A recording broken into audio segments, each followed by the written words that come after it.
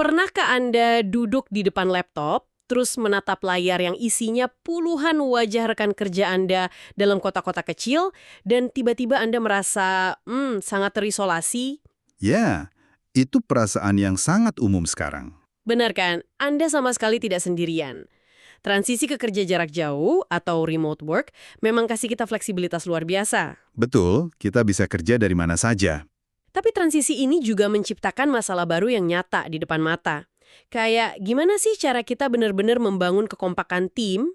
Nah, itu tantangannya. Gimana menciptakan rasa saling percaya dan moral yang tinggi kalau interaksi sehari-hari kita cuma sebatas teks di aplikasi chat?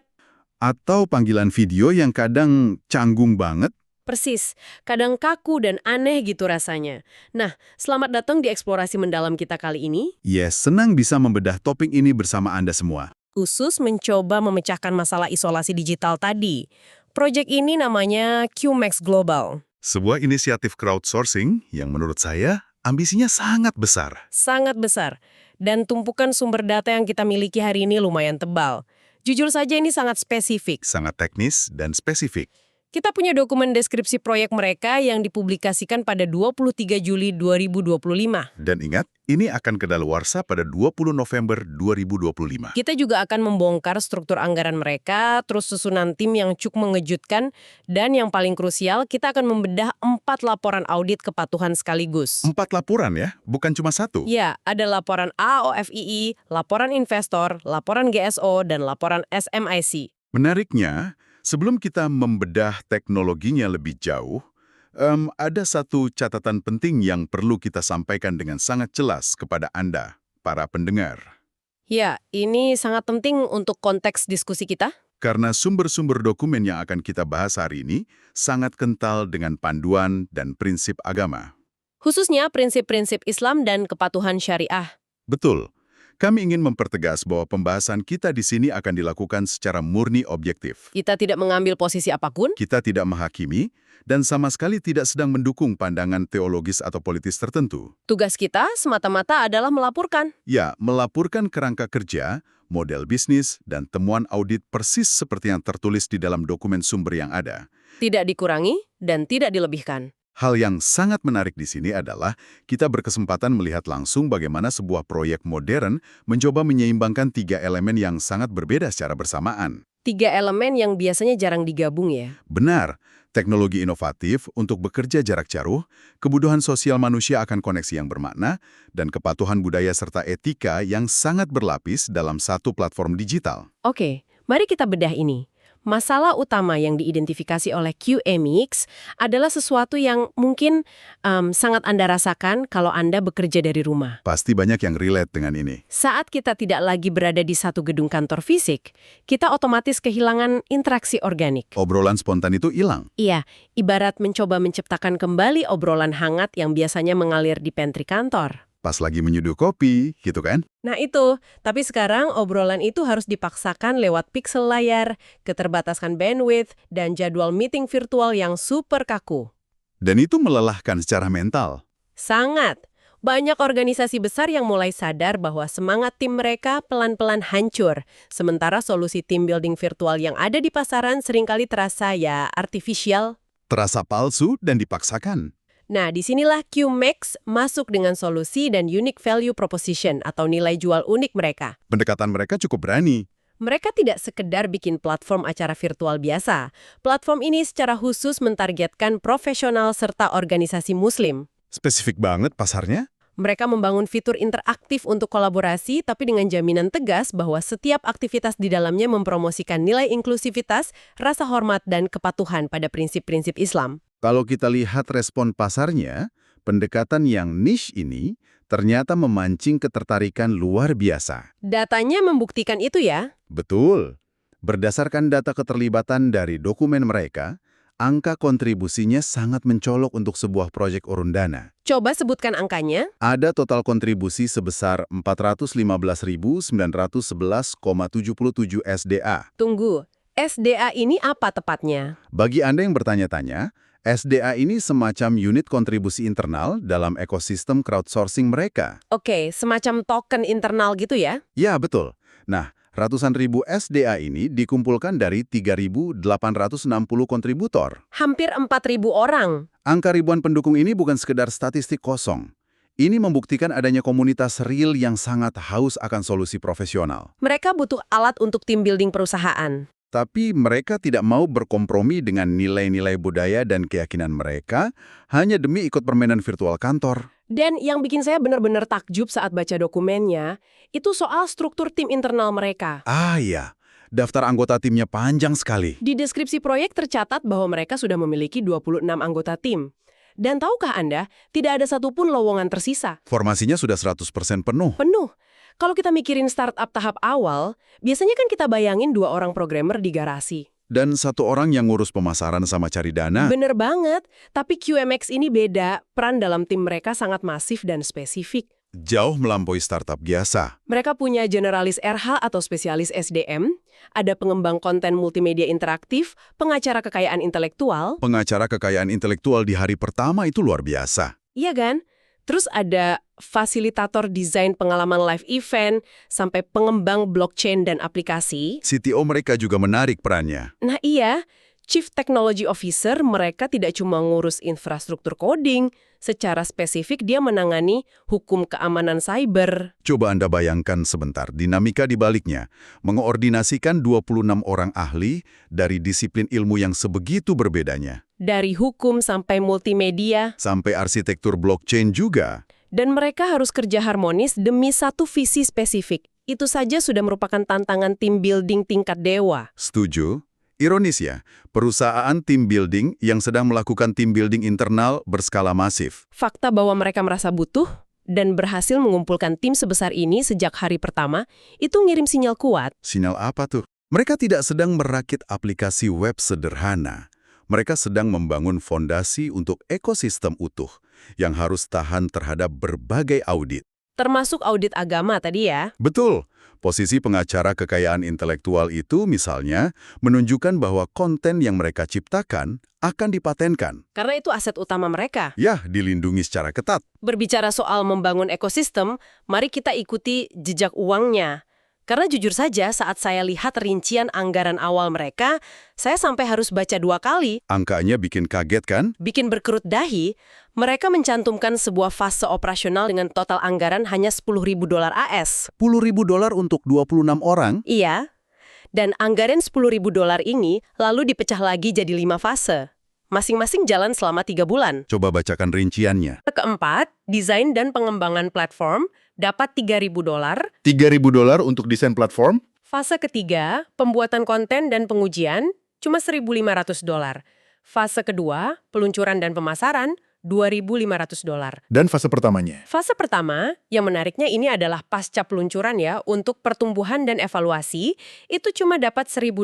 Jadi hitung mundur fasenya dari 5 ke 1? Betul, tapi tunggu dulu, gimana mungkin tim berisi 26 spesialis membangun ekosistem digital seaman itu dengan dana sekecil itu? Kelihatan sangat tidak masuk akal kan? Sama sekali nggak masuk akal. Tapi kalau kita hubungkan ini dengan gambaran besarnya, misteri ini mulai terurai.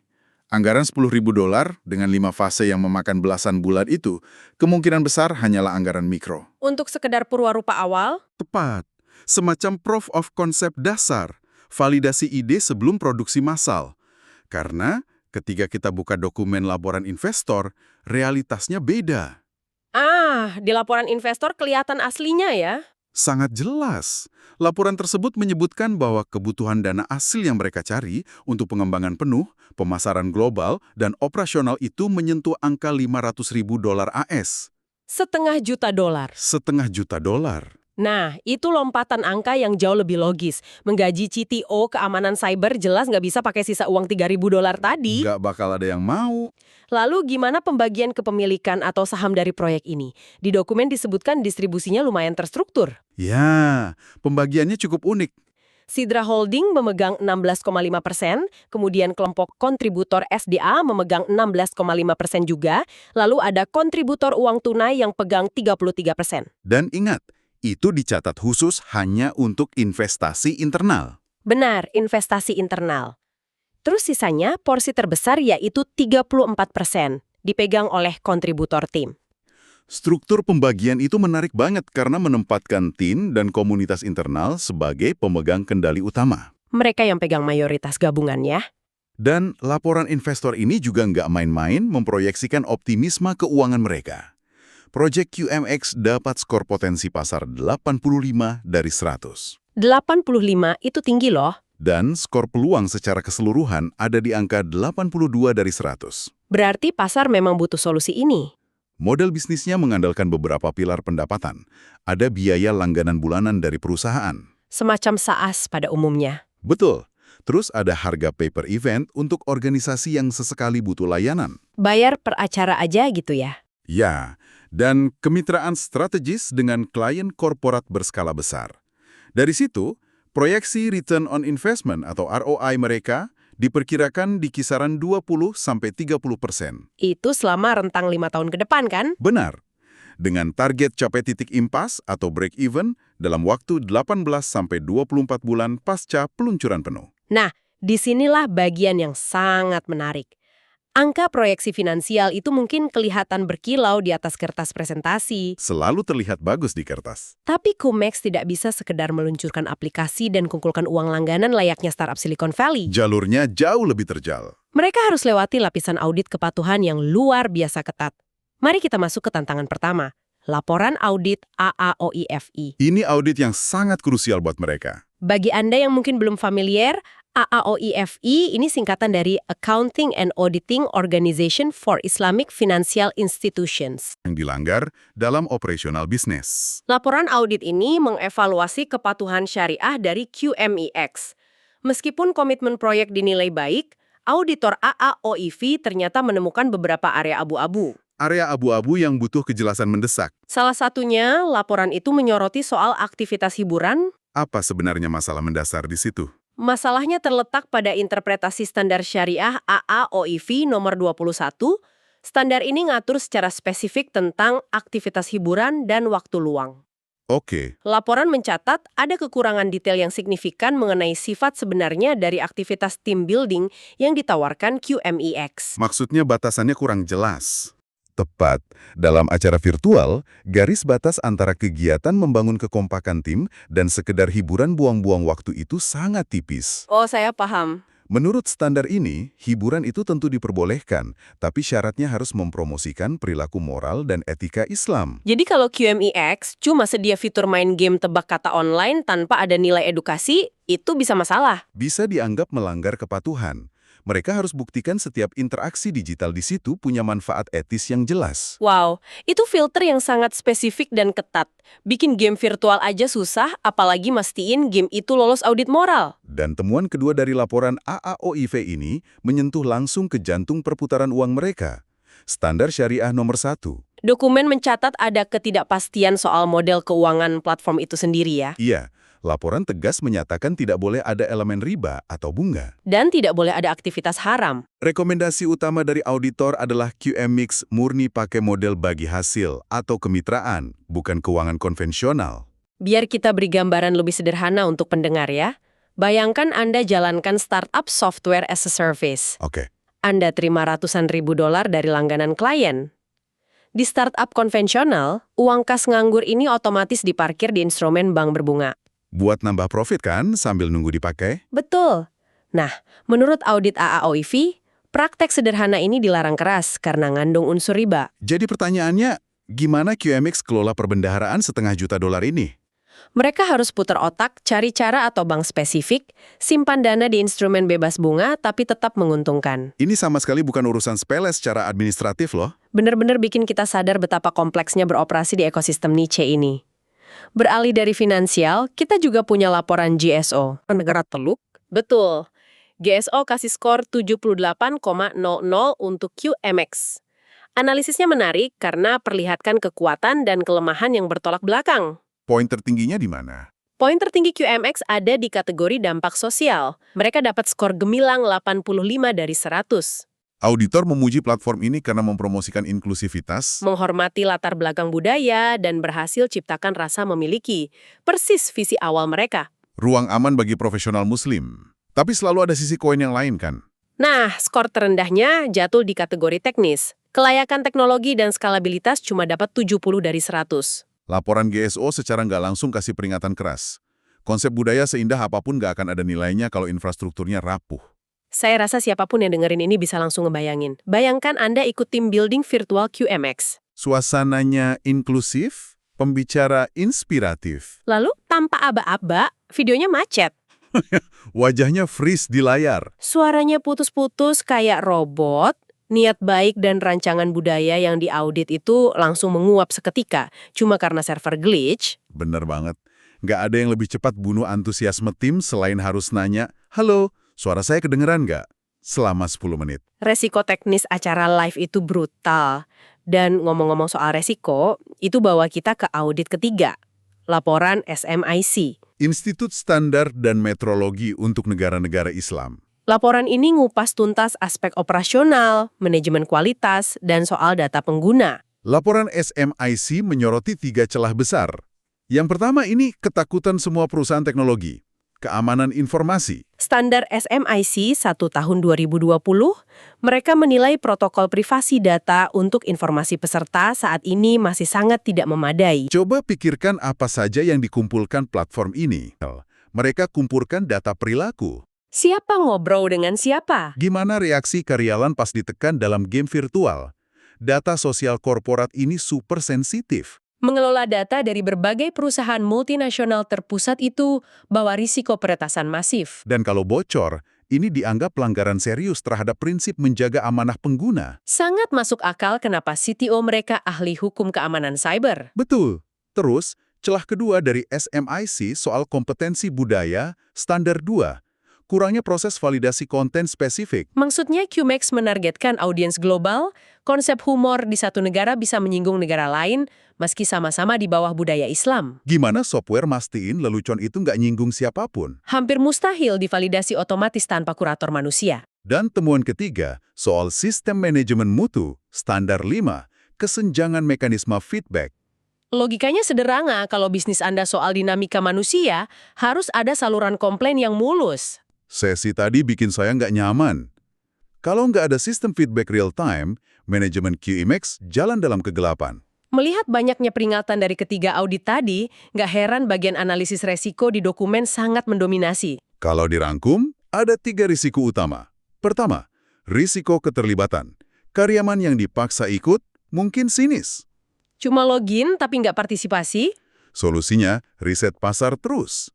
Kedua, risiko relevansi konten.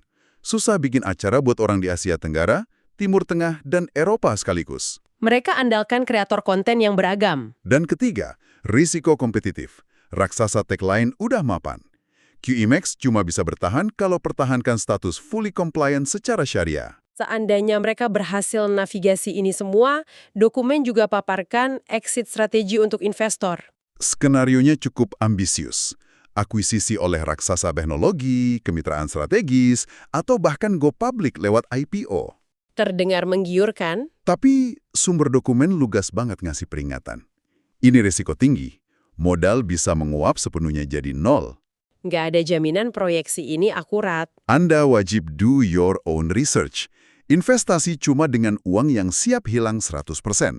Jadi apa makna dari semua ini? Menggabungkan kepingan puzzle hari ini, QMX Global ini intinya eksperimen sosiologi dan teknologi yang sangat berani. Mengisi celah nyata di pasar kerja jarak jauh? Skor peluangnya 85 loh.